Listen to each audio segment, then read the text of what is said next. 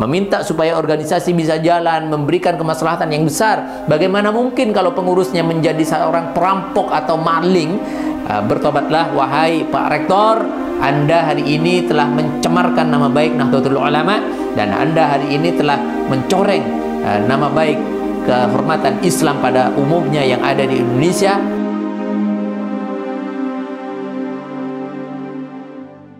Ini kita sedang meninjau lokasi, di mana lokasi ini akan dibuat satu tempat unit pendidikan untuk tahfidz hadis. Tapi kita prioritaskan di sini sebagai darul aitam, yaitu untuk rumah yatim prioritasnya, dan juga du'afa. Di mana kita pada saat ini sangat butuh terhadap kepemimpinan Muslim yang didedikasikan sebagai seorang pejuang, artinya dia betul-betul kuat memegang agamanya dan keimanannya. Jadi di sini Kabupaten Bondowoso, dan insya Allah kita sesegera mungkin akan membangun tempat ini sebagai lahan perjuangan dan dakwah tegaknya syariat dan sunnah di Indonesia pada khususnya.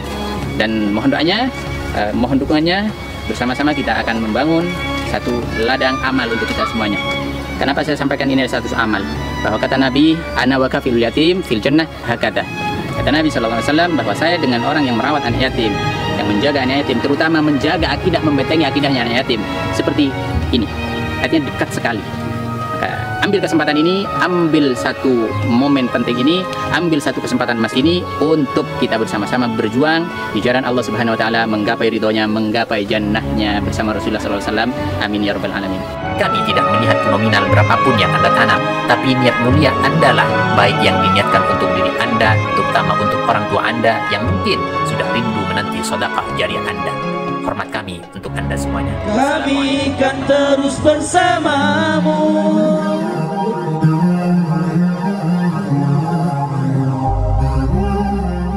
Assalamualaikum warahmatullahi wabarakatuh, sahabat kaum muslimin, subscriber channel Penting Akidah dimanapun Anda berada. Pada kesempatan ini saya akan menyampaikan sebuah klarifikasi yang tidak perlu diminta. Artinya ini demi juga menjaga marwah daripada Nahdlatul Ulama, daripada guru-guru kita. Jadi kalau misalkan adanya penyelewengan keuangan, atau itu mencuri atau merampok atau apapun dari pengurus PBNU yang dalam hal ini, dalam berita ini, lalu kita tidak menyampaikannya, dianggap ini adalah satu kesepakatan, atau dianggap mungkin oh ini sudah menjadi tradisi di organisasi Nahdlatul Ulama di dalam persoalan mencuri atau persoalan korupsi. Kemudian kita lalu disandarkan kepada beberapa berita sebelumnya, siapa itu maming apa siapa ya dari PDIP, kemudian hari ini juga digemparkan dengan adanya pengurus PBNU yang melakukan korupsi.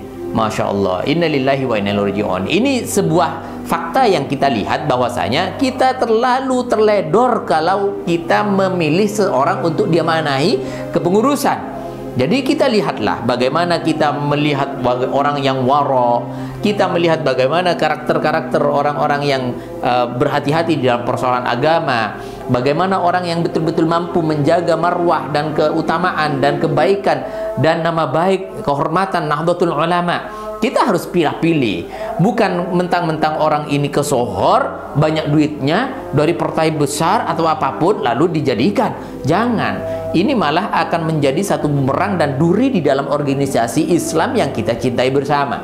Maka saya sampaikan dalam kesempatan ini sebagai satu bentuk pembelaan atau bentuk klarifikasi bahwa di NU tidak ada tradisi seperti itu harusnya. Sebagaimana kita ketahui di dalam banyak hadis Nabi SAW bahwasanya kita pun tidak akan bisa memajukan organisasi, meminta supaya organisasi bisa jalan, memberikan kemaslahatan yang besar. Bagaimana mungkin kalau pengurusnya menjadi seorang perampok atau maling? Dalam hal ini adalah siapa itu? Rektor, katanya rektor ya, betul. Ini adalah salah satu hal yang timpang ketika kita mau meminta supaya ini maju, jalan, memberi maslahatan, tapi dia sendiri yang ngurus adalah para pencuri, perampok, dan para penjahat-penjahat uang negara dan uang rakyat pada khususnya dalam kesempatan ini. Masya Allah, kita ingat kepada apa yang disampaikan oleh baginda Nabi SAW dalam potongannya, yaitu di dalam satu kesempatan digambarkan orang yang makanannya haram, pakaiannya haram, minumnya haram, kemudian biaya hidupnya haram. Bagaimana mungkin dia bisa mustajab? Bagaimana mungkin dia bisa diterima, makbul doa-doanya, usahanya, upayanya untuk mengembangkan menjaga nama baik dan kehormatan Nahdlatul Ulama, enggak mungkin diterima. Kata Allah Subhanahu wa taala, kata Nabi sallallahu alaihi wasallam di dalam hadisnya, bagaimana dia meminta-minta kepada Allah, ya Rabb, ya Rabb, ya Rabb, wa man'amuhu haram, makanannya haram, wa mashrabuhu haram, minumannya haram, wa malbasuhu haram, pakaiannya haram, wa ghuddiya bil haram, dan biayanya semuanya itu penuh dengan keharaman, maka fa'anna yustajabula, bagaimana mungkin Allah mengabulkan permintaannya, bagaimana mungkin Allah memberikan kemaslahatan. Semuanya itu dilakukan dengan ikhlas karena Allah, dan semuanya dilakukan dengan penuh menjaga agamanya, menjaga dari hal-hal yang haram. Maka dari itu saya sampaikan dalam kesempatan ini, harusnya orang semacam ini diamputasi, dan jangan lagi mengambil dari partai-partai korup. Jangan, hati-hati.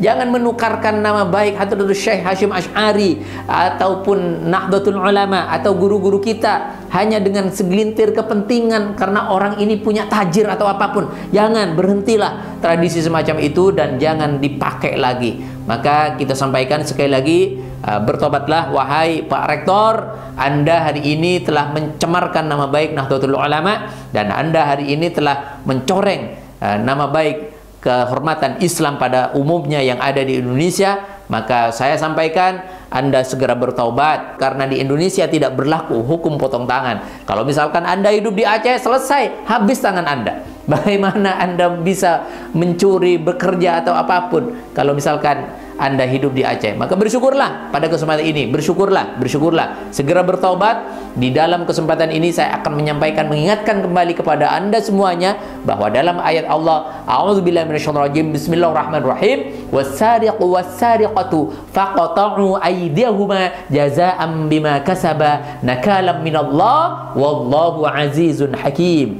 Bagaimana seorang koruptor jantan dan koruptor betina yang mengambil uang rakyat pada kesempatan ini, maka apa hukumannya?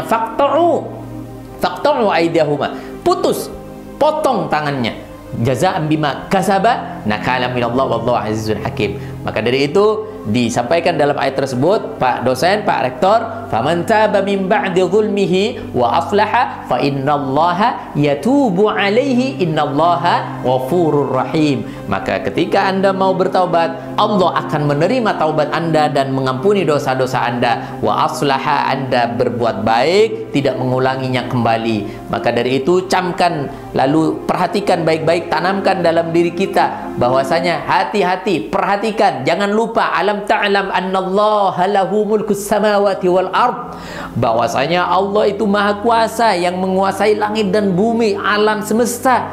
Yu'adzibu may yasha, bisa menyiksa kapan saja kepada orang yang dikehendakinya, wa yaghfiru liman yasha, dan bisa mengampuni kepada siapapun yang dikehendaki. Wallahu ala kulli syai'in qadir, dan Allah terhadap setiap apapun saja maha mampu, maha adidaya, dan maha berkuasa. Semoga bermanfaat. Assalamualaikum warahmatullahi wabarakatuh. Bagi Anda yang belum subscribe channel Benteng Akidah ini, kami harap subscribe dulu sejak sekarang, sebarkan seluas-luasnya, komentari, dan beri masukan kami. Insya Allah kita akan bersama-sama membangun dakwah ini dan menyebarkan kebaikan kepada umat. Keinginan kami hanyalah semata-mata ingin mendapatkan ridho daripada Allah Subhanahu wa Ta'ala dengan tersebarnya dakwah ini, dengan tersampaikannya risalah ini kepada umat seluas-luasnya. Demikian, jangan lupa sekali lagi subscribe.